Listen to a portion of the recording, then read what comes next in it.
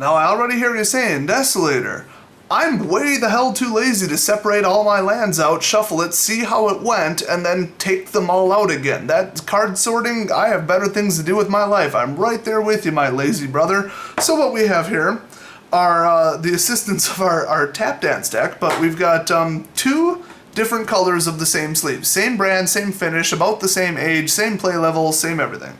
So what I'm going to do is take about half of these, take about half of these, and here we go. So if you want to check your riff shuffling technique, oh good lord, I just TP'd the crap out of those. I'm not even going to cut that. Alright, there we go. They can't all be winners. And then you want to say, okay, how good did I do here? How good did I do? Let's see. Oops, these are empty sleeves. That'll help. What the hell? Well, now you know what I do with my empty sleeves. That was terrible. That was utterly terrible. That was just terrible. I can't believe how bad that was. But it takes more than one to do it. So, you know, start doing your little technique here. One other technique that I use is I only grab 1/3 of the cards and then just let the left go quicker, as you can see. You still want it to end at the same time. And that just adds a little layer of randomness to it, you know? It's all about random. Even I don't know what I'm going to do. So now you look at them and say, okay, did I mix them up pretty well? Yeah, kinda. I mean, you got some 2s and 3s. I mean, it's a lot easier to track. I really wasn't shuffling that well, but that 5 in a row, 2, 3, another 5er. Boy, that wasn't good. And the tops and the bottoms are your weak points. Let me explain why.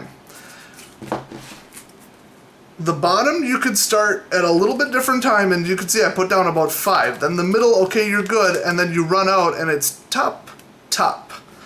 And it could be even more severe.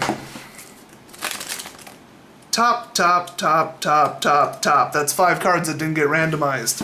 That's bad.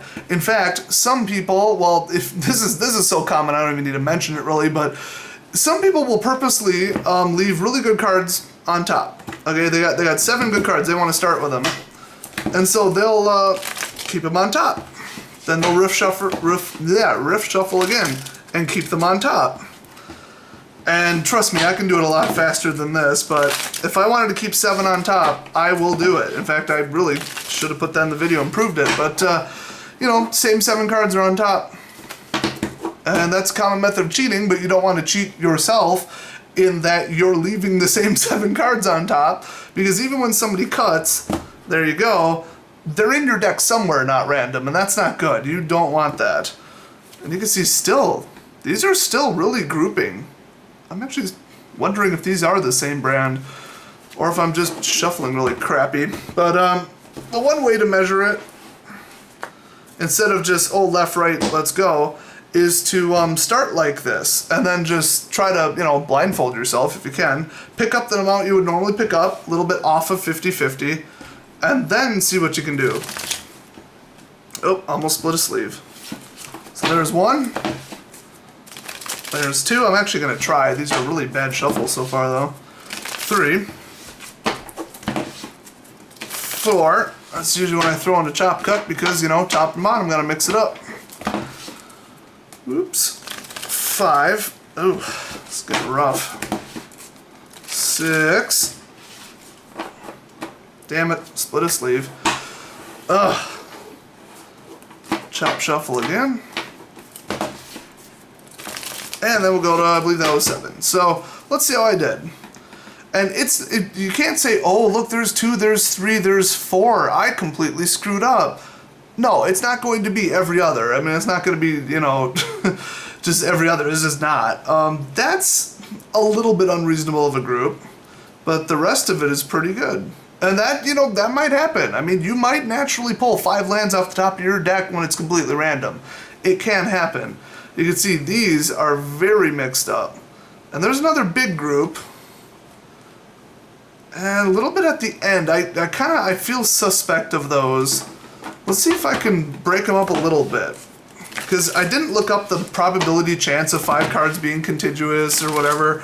But considering it's 50% of the deck, it's You know, it's not like I'm grouping lands, which are 1/3 of the deck. You know, this is every other card. So to get a pattern when you're only at 50-50 on the second pull, it's pretty easy to get a pattern.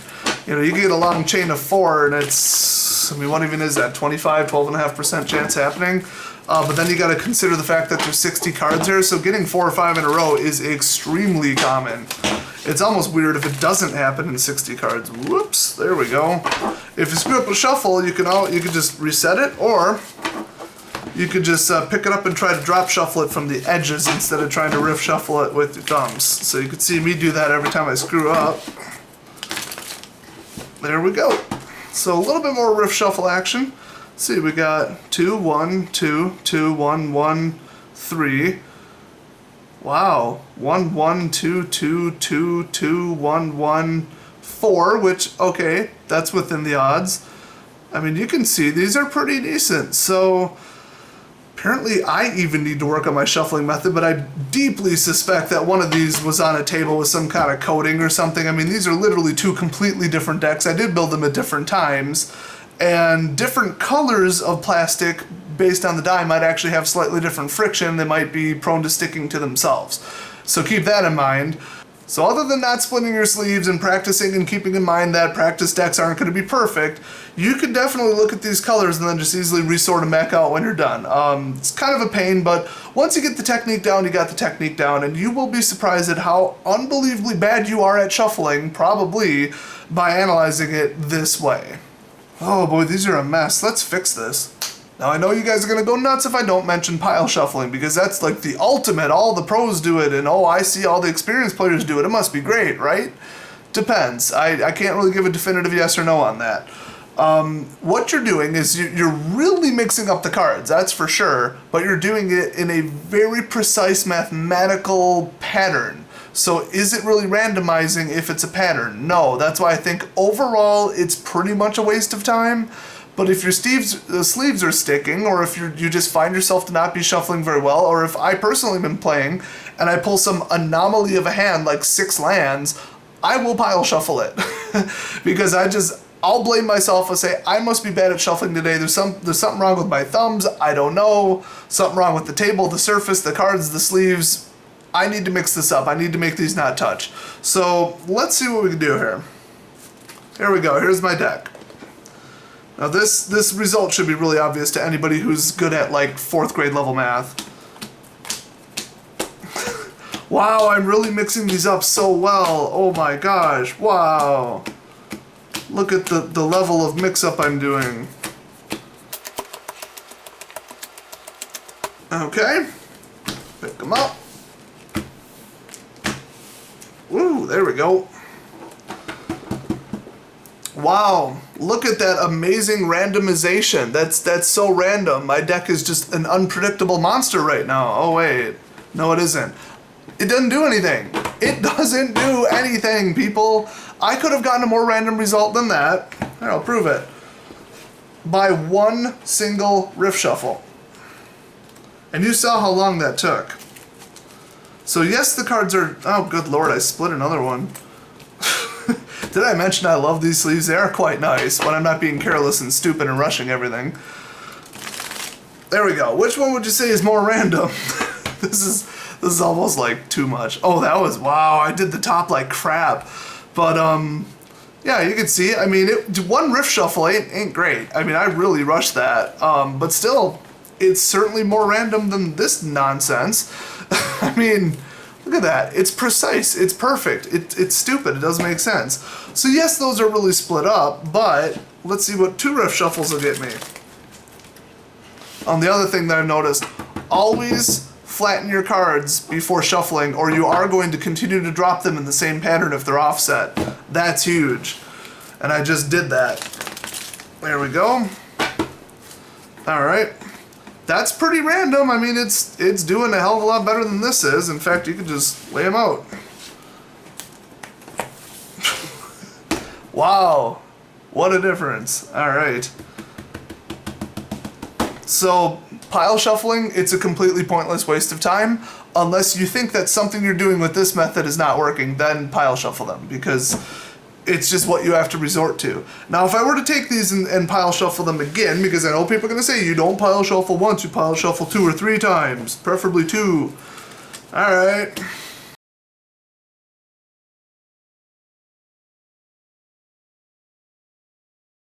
There we go.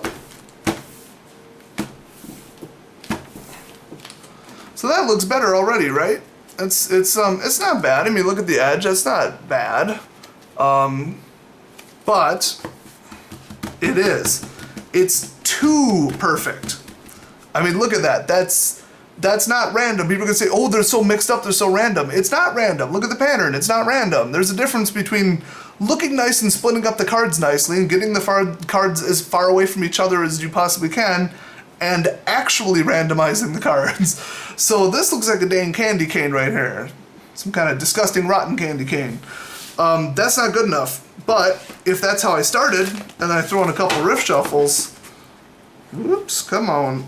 There we go. Now, the problem with pile shuffling is the cards that were like mostly on the bottom, they have a tendency to kind of stay together, sort of. I mean, it's kind of like if you do it twice, then they move closer. I'm not going to get way into it, but the whole elevation thing with the bottom going to the top, top going to the bottom, pile shuffling is not the way to solve that. There we go. So now look at that. I actually shuffled a pile of 4 together.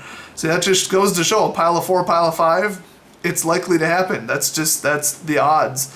So you can see this is pretty darn mixed up. I mean, one little mathematical clump, one little clump right there, and that's within reason. A lot of 2s, a lot of 1s, very chaotic.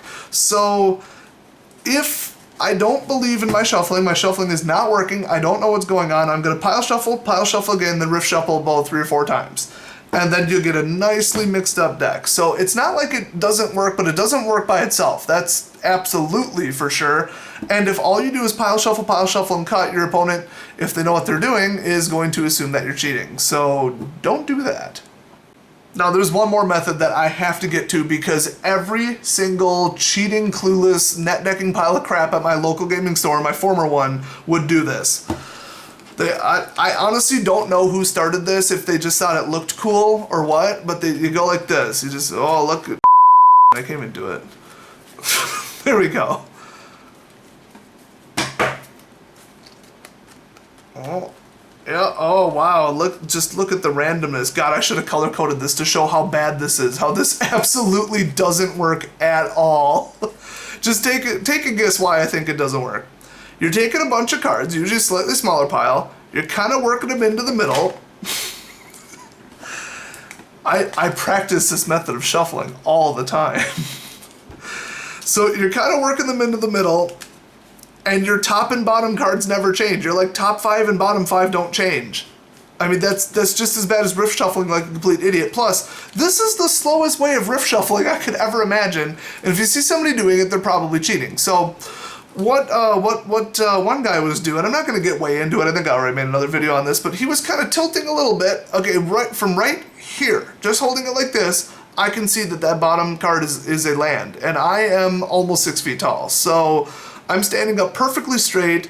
These are not that far out ahead of me, and I can still see what that bottom card is. So now I go like this and start shuffling. I can see what the bottom card is, I can see what's going on top, I can see what's in the top 7.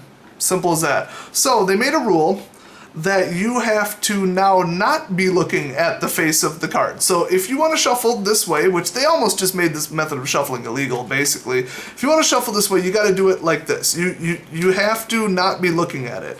And the problem is, if you call over a judge and say, I think he tilted that 5 extra degrees and saw that was a cyclonic, you have no evidence. So, you know, what are they going to do? Probably just tell them to shuffle like a normal person. That'd be great. Let's say I don't want to damage my cards. I've never in my entire life damaged a card by shuffling that way, so that's ridiculous. But some people, I'm not even sure how they do this. I think they put their finger here to add extra pressure and they just bend the crap out of them. I just put a pretty damn good divot in that one. So if you want to be a dick and you want to purposely destroy your opponent's deck, which people call judges over for all the time, yeah, that's how you do it, apparently.